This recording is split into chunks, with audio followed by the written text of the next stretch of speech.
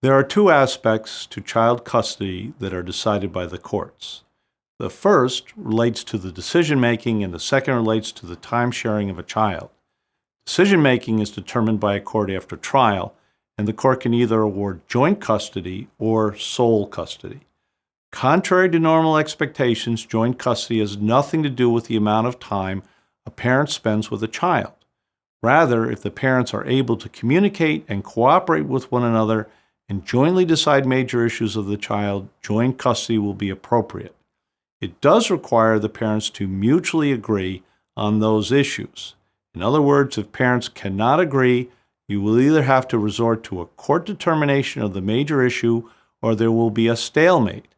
Major issues are generally education, health, religion, and sometimes extracurricular activities.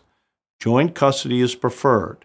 However, if the parents cannot communicate well with one another, or if there is domestic violence or abuse of drugs and alcohol, joint custody is generally not appropriate.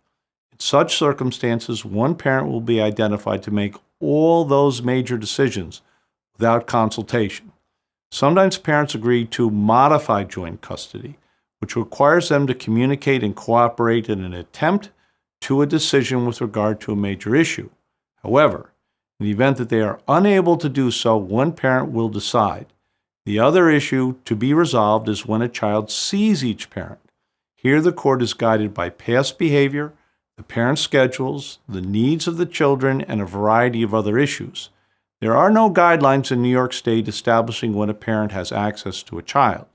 Courts do like to get away from the term visitation and deal more with parental access or custodial time.